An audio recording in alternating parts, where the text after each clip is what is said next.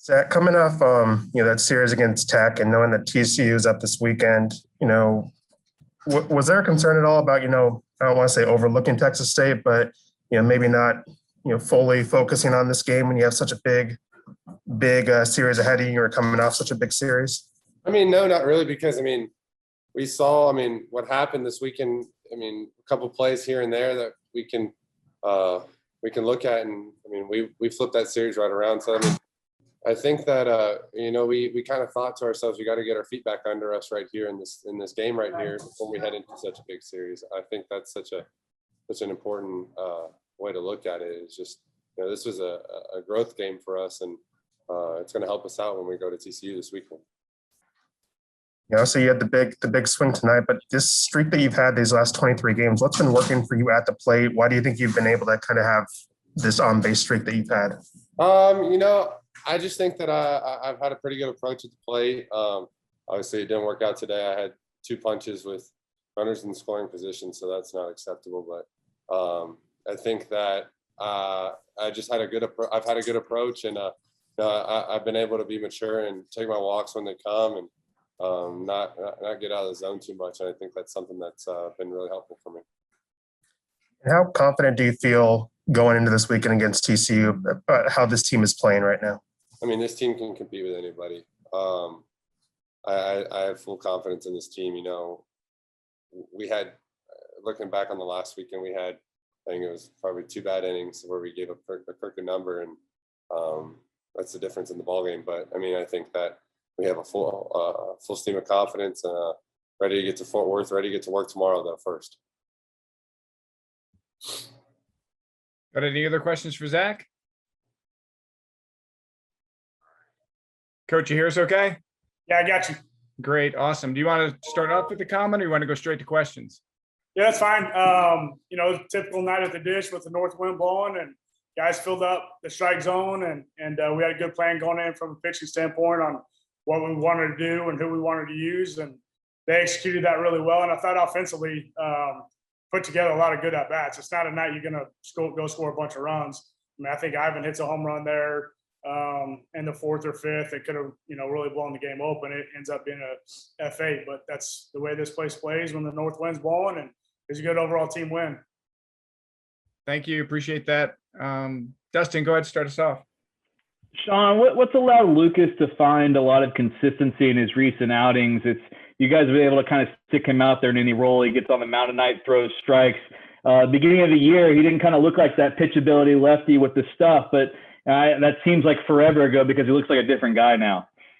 Yeah, I think early you weren't really seeing who he was. I don't care who you are. He's a Team USA guy. He's pitching a bunch of big games. He played in a big-time district in LA, and I don't care who you are. You get here, this environment, the expectations, it's hard to handle. And I think he finally realized, hey, I can do this, and just went in there and he just shoves a fastball in there, both sides of the plate. He's got a plus change up. I think stays in the back of hitters' minds, and the fastball jumps. And there's no question about it. It gets on hitters, and he was awesome tonight. I was impressed with him because most of those guys that haven't started yet, the routines are really fast, and you've got to slow him down. And he wasn't that way at all. He wasn't in any panic, and he did it like he's been out there before in a starting situation. So it was really good to see him. Danny Davis, go ahead. Sean, how pleased are you that this team just kind of took care of business coming off the series like you had against Tech, and then with having TCU up in a couple of days?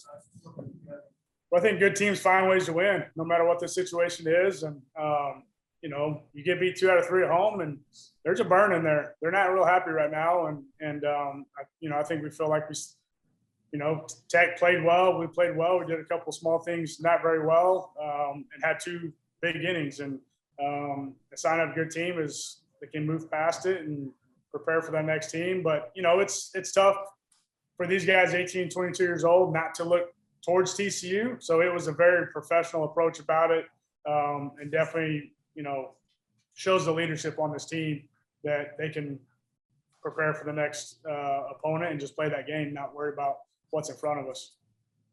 Just your overall thoughts on the innings you got out of in addition to Lucas, but the forearms out of the bullpen. Just seemed like you're kind of just a workman-like performance from everyone tonight. Yeah, if I wanted to have made a really bad pitch call, we throw a shutout. So that home run's on me, but Drew was good. Wasn't quite as sharp as he's been, leaving some balls arm side.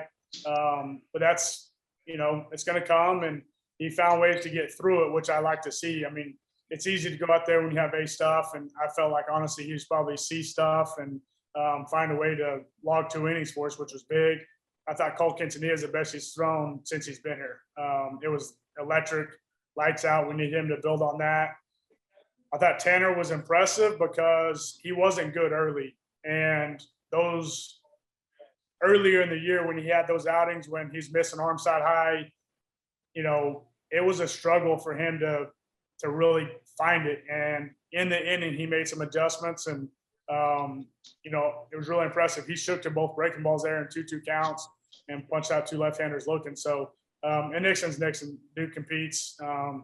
He wants it as bad as anybody, and the slider's a real pitch. And I thought everybody was really good, to be honest with you. Jeff, Howard, you're up.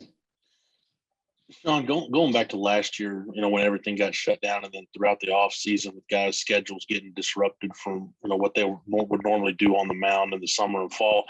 Have you noticed that impact guys, good, bad, or indifferent right now that you're coming down the stretch of the season, just in terms of the work they got in during the off season?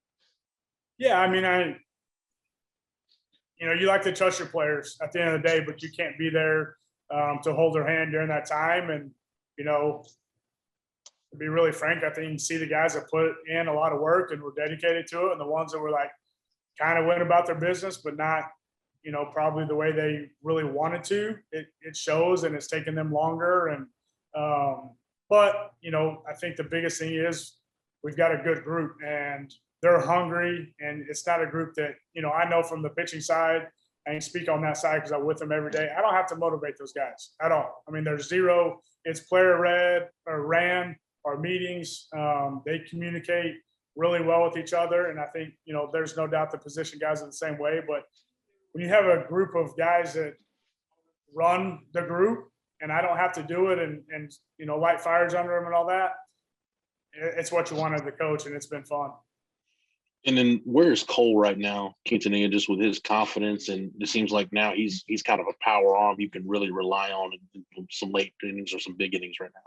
Yeah, for sure. I mean, he's been good all year. First time he went, I believe it's the first time he went back-to-back was at Oklahoma State. Wasn't real good a second inning there, or the second day in a row. So we got to work through that a little bit. But if Cole's confident